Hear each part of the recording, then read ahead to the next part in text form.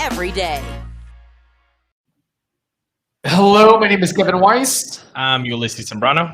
Host of Locked On Rays, part of the Locked On Podcast Network. You can subscribe to Locked On Rays on Apple Podcasts, Spotify, Stitcher, Odyssey, online at fanstreamsports.com, and on YouTube as well. Also, be sure to follow us on Twitter and Instagram at Locked On Rays, and you can email us, lockedonrays@gmail.com. Well, Ulises, the Fighting Ryan Yarbroughs lose or lost to the Toronto Blue Jays last night by a score of 8-1. Was that a clunker? Does that qualify as clunker territory for the Rays and the Fighting Ryan Yarbroughs? Oh my gosh, I don't know if it was a clunker or a near miss no hit.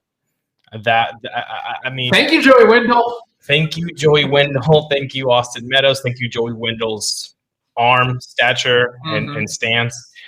That was tough. That was a tough game. That was a tough game to watch because it started out promising, and you're like, okay, pitcher's duel. They're going bullpen day. They're going with their young rookie, and Colin McHugh did great. Yeah. And then Yarbrough did great to get out of that mess with the bases loaded. I was like, okay, this is good.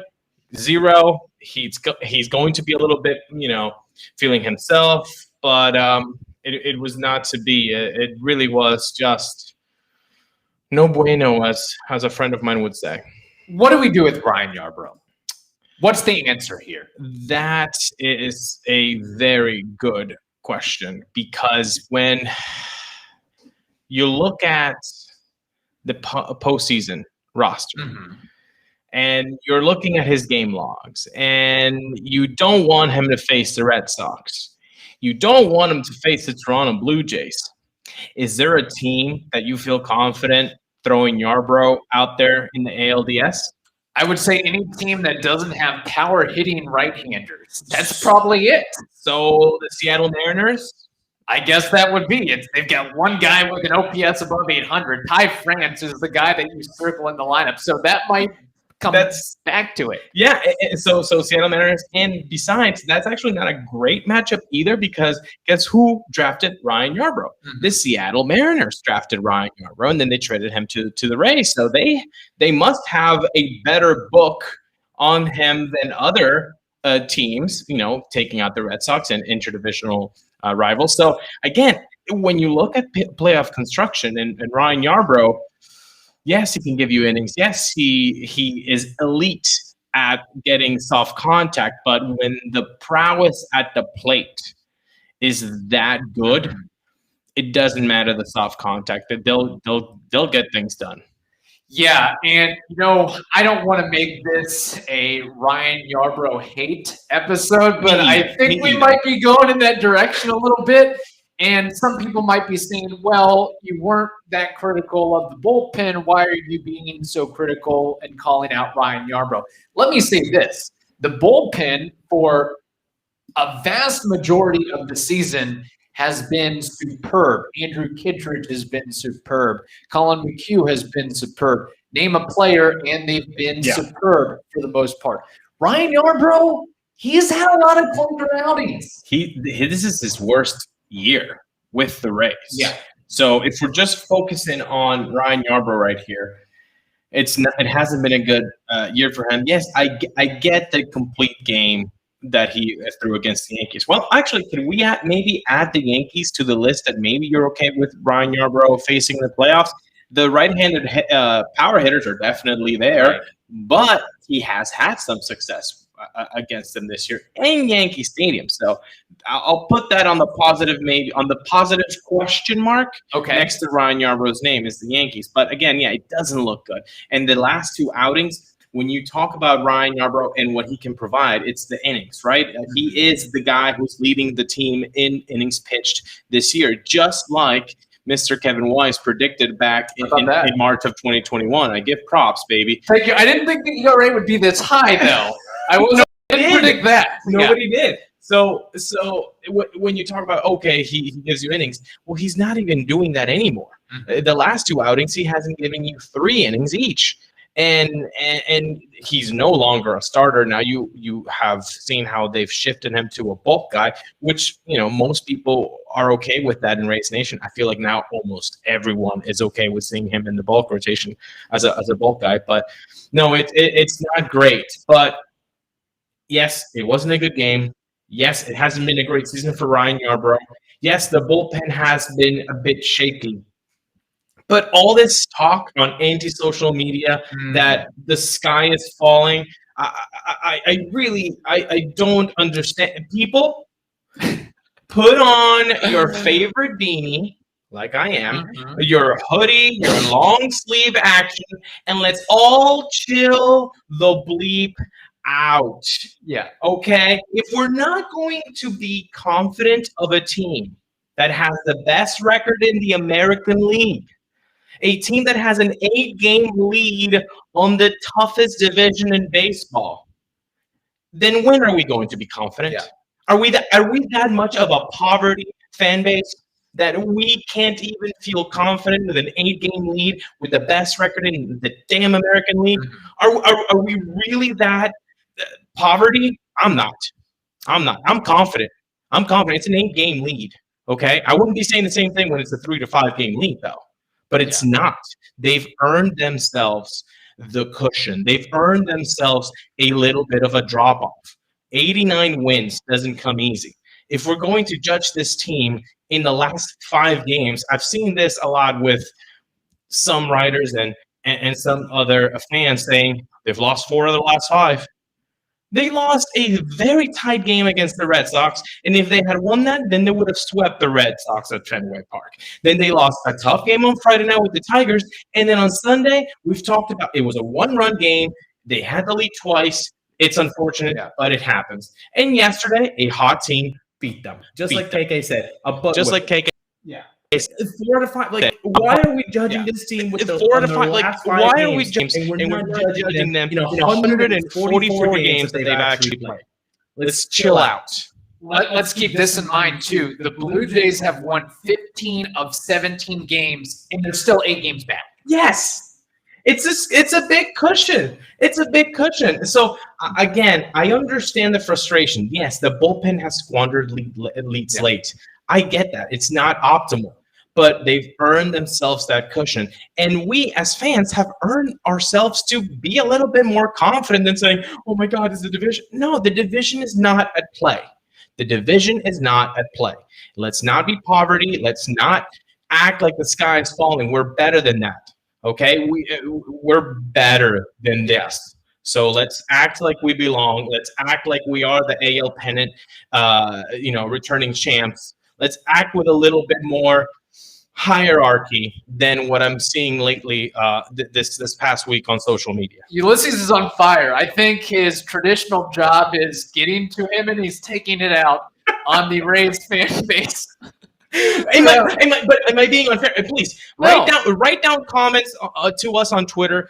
Give us give us voice memos. Give us your YouTube comments. Hello, we're on YouTube, so you can see me actually growing red by the face, and you can see Kevin's gestures here. Write us on the comment box on YouTube. Am I wrong? Should we not act with a little bit more hierarchy? 89 games won, best AL record. Why are we jumping off the train right now? Very good point. We're going to continue this discussion. There is some more to unpack from last night's game and a lot more fun conversation on the way. But first, we've got to tell you about BetOnline. BetOnline is your #1 spot for all the pro and college football action this season. With a new updated site and interface, even more odds, props, and contests, BetOnline.ag continues to be the #1 source for everything football. That's Ulises' favorite sport, I think. Head to the website or use your mobile device to sign up today to receive your 100% welcome bonus. That's double your initial deposit just for signing up. Don't forget to use the promo code NFL100. NFL, the numerals 100. From football, basketball, boxing, right to your favorite Vegas casino games. Don't wait to take advantage of all the amazing offers available for the 2021 season. BetOnline, it is the fastest and easiest way to bet on all of your favorite sports and they're your online sportsbook experts as well. That's Bet Online. Okay, Ulises, I wanted to mention a couple things. So the Rays, of course, have 5 games left against the Blue Jays, and then I think the Blue Jays have 3 games versus the Yankees and 3 games versus the Orioles in division. Theoretically, I mean, if we're just looking at this logically, yes, the Blue Jays are on a massive hot streak, but Sure. it's not like this is sustainable, I would think. I don't think they're going to go, win 35 of 37 or however many games they have left. I would think, just logically speaking, maybe the Rays and the Blue Jays, they split that 6-game set 3-3. So Sure. the Blue Jays don't pick up any games there, right? Okay. Say they maybe win the series 2-1 against the Yankees. Maybe they sweep the Orioles. But even then, that you might only pick up a couple games in the division. We've been through this with the Yankee 13-game winning streak, people. They won 13 in a row. And how many games they catch up?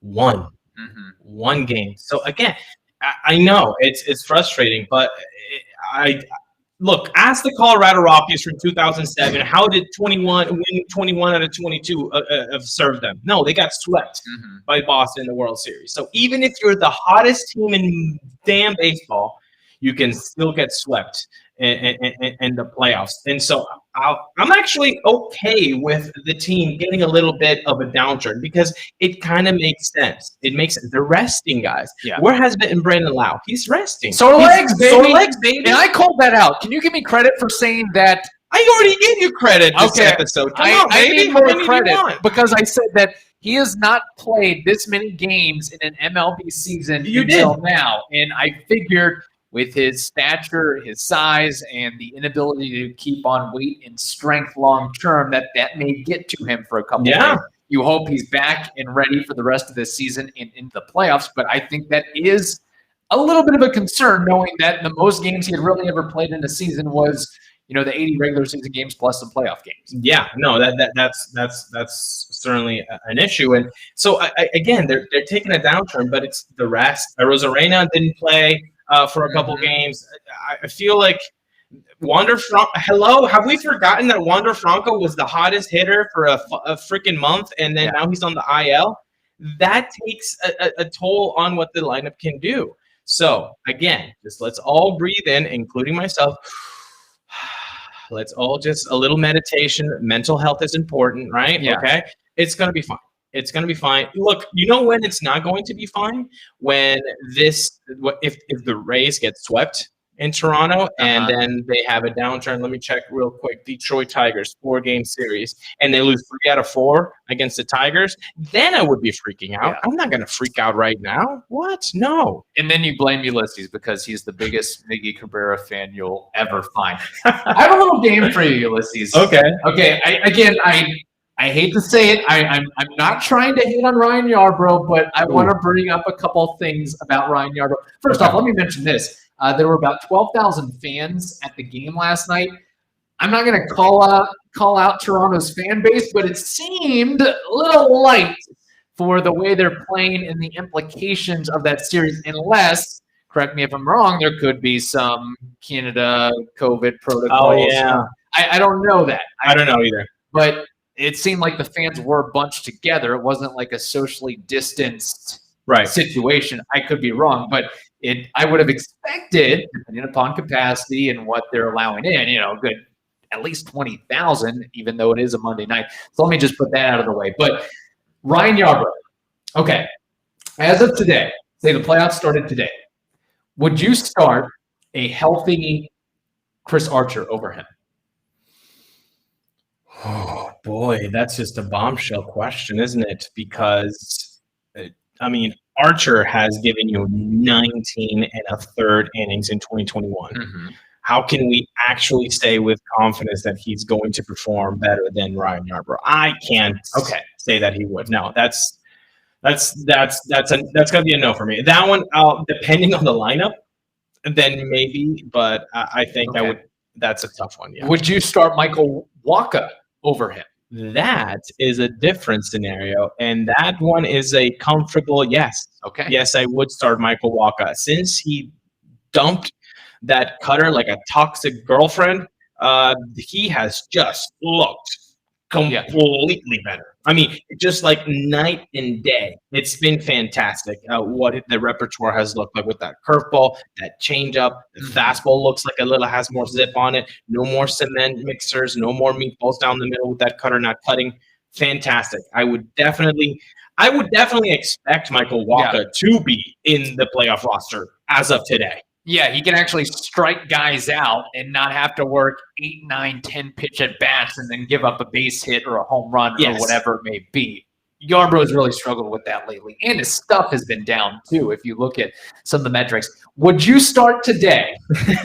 Would you start Dietrich Enns over Ryan Yarbrough? Oh boy, you saved the best for last, didn't you?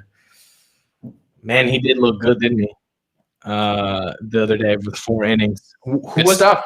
Was that against the Tigers? I believe so, yes. Yeah. It was the Tigers. Again, the Tigers are not a horrible lineup, but they're not a playoff lineup. I mean, that's my opinion. I don't think they're a playoff lineup, but just like the Orioles, right? They've got nice pieces, but not quite there yet. Dietrich Enns. I don't know. Would the lights bother him? Because Yarbrough has been in the lights before. Like, twice already. So that's nice. I like that fact that Yarbrough has been under the lights before. Dietrich Enns, I think the brightest lights have been Fenway in April and May, and he didn't do that hot either. So no, that one I'll take expertise. I'll take Yarbrough over Dietrich Enns. If it came down to it, would you start Josh Fleming over Ryan Yarbrough? No. Okay. Still take Yarbs. Yeah. All right. I got you there. Let me just say this. So another little game for you. Again, I'm trying not to make this a Ryan Yarbrough hate episode, but I just want to point out some things here. And I love this because now I'm actually internalizing where I am with Ryan Yarbrough and everybody. Again, fill that comment box on YouTube. Send us DMs, your voice memos. We want to hear how you feel about these questions that Kevin is putting me on the hot seat with. How many times this season has Ryan Yarbrough allowed at least 5 earned runs in an outing? Can you give me a hint of how many games he has been in? I want to say he's been in 24 games, but he has started 20 games and played in 27 games this season. Okay, and so we're looking at 27 as the actual any outing. It doesn't matter if it was as a starter or as a bulk. Correct. Right? Yes. Cool. So in 27 outings, how many outings has Ryan Yarbrough allowed more than 5 runs? 27. I'm gonna go with. Oh God, this is gonna be ugly. God, this is gonna be ugly. You're counting how many times that the Rays have played the Red Sox. Is that what you're internalizing? Yes, that's happened 5 only with the Red Sox. So I got to go at least another 5 with other teams. 10. Oh my gosh, you're cheating over. Get off your computer. Stop it. No, really? Is it 10? Let's go, dude. I love it. Well, you don't love that. You love that you got it accurate. Yeah, you're right. Oh my goodness, that's a lot. That's more than a third. That's more than a third. I mean, that's not okay. And it's not just 5. I mean, there's many times where it's been 6 or 7. I mean, the last 2 have been 7 too. Yeah, and like 2 1/3 innings basically. And just like BA was saying yesterday early when he saw that Ryan didn't have the best stuff, you get in a hole quickly with a team like this, and I'm gonna put the Red Sox in there too, and the Yankees. I mean, those lineups, you are putting your offense at a disadvantage. Like, I mean, it's very tough coming back 8-0, 7-0. The fact that the Rays came back in that 7-1 game, that shouldn't be expected, Rays fans. That was a unique thing. That was a very cool thing that happened. That shouldn't be the norm because it's not. It's very difficult. So, yeah, you put your team behind it that much against a lineup like that, and you're not really helping your teammates. I'm willing to go out on a limb and say he won't be on the playoff roster, and he won't be on the roster in 2022. The Rays already didn't want to pay him what he was owed or what he thought he was owed in arbitration. I feel like if you have a Yarbrough jersey, this is the last time you're going to be wearing that as he is an active member of the Rays. I don't see a scenario at all where he is taking a roster space in 2022. I just don't. I think he's going to be traded or something like. But that's it. Let me say this: I do credit him for at least being available and healthy and pitching the amount of innings he has. Where's he at right now? At 138 and a third. That's the most on the team. Yeah. By a pretty wide margin, from what I understand. By 20, I think. Yes, from the next guy. I mean, well, he has posted. And we have said that many times.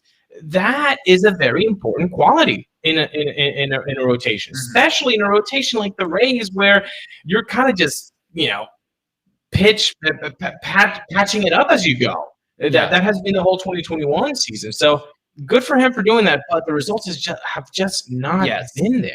But at the same time, he has a 5.27 ERA in those 138 plus innings, and it got me thinking. One last thing on Yarbrough, and then we'll move along, and hopefully we'll get a victory or looking forward to a much closer game tonight. Of course. So I was thinking, man, he's thrown a lot of innings, but he still has this really high ERA. Sure. So I'm wondering, I was just figuring out in my head, how many other pitchers are out there that have a higher ERA with more innings pitched? Oh, man, you're really burying Ryan Yarbrough today. I'm sorry.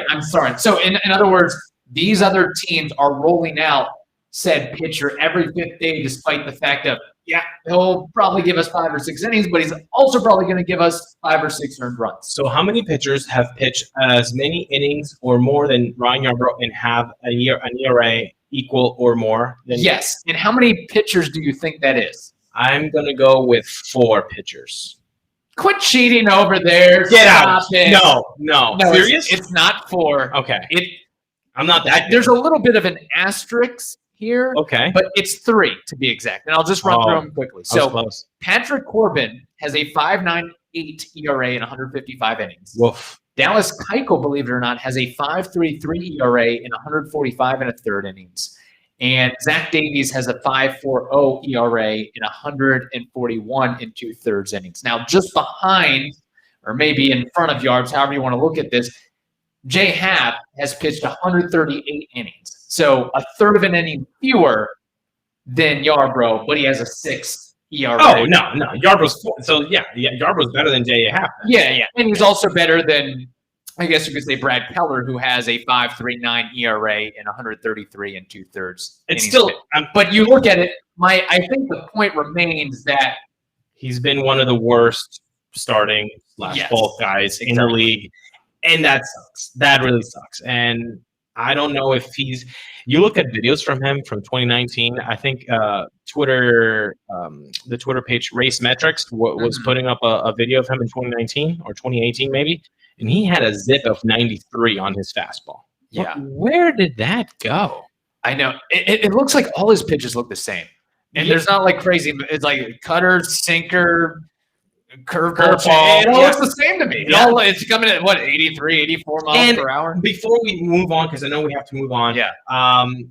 BA said something so important. The tempo has to be really quick with Yarbrough because he is so slow that if he doesn't do this, if he doesn't do the metronome, then the batters can really sink in, and he's got stuff already. So it doesn't help him out to just pitch like molasses and take his time. That actually is helping the hitter, and it's not helping your defense, who is going to have to make plays because you pitch to contact. So, I know there was a lot of stuff being said about the glove placement because he had him a little bit more tucked into his belt to maybe watch out for any steal signs situation. But overall, sucky night. I think they'll get over it. Yarbrough is not going to be pitching for the Rays in 2022. What's not sucky is DirecTV Stream. No. DirecTV Stream brings your live TV and on-demand favorites together like never before, which means you can watch your favorite sports, movies, and shows all in one place. And the best part of it all is there's no annual contract. So stop waiting and get your TV together with DirecTV Stream. You can learn more about that at directtv.com. That's directtv.com. Ulises, also another thing that's not sucky is Rock Auto. Not at all. You know, anybody that knows me knows that I love doing two things. I love saving time and I love saving money. And you can do that with Rock Auto. Why choose to spend 30, 50, even 100% more for the same parts from a chain store or car dealership? That don't make sense. Rock Auto is a family business serving do-it-yourselfers for over 20 years.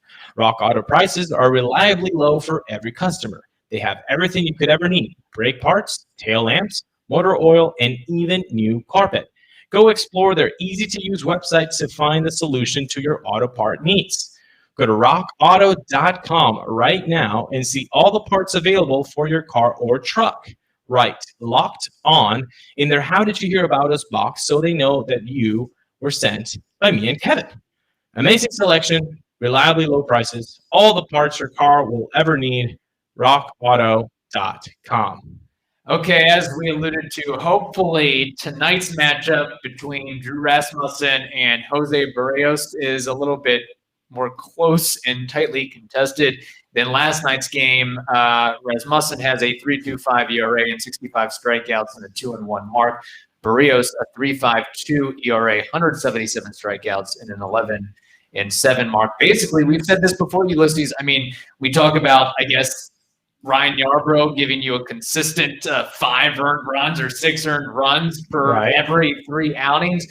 Drew Rasmussen has been sort of the opposite of that. You know, the last month and a half, seemingly, he'll give you 4 to 5 innings and just an earned run, and that's about it. And you love that, right? Knowing what you're going to be expecting from a starter. That it seems like so long ago we haven't had that, especially since Glasnow went down with injury. But I was looking at Barrios' numbers, and that guy is getting better as he starts to pitch.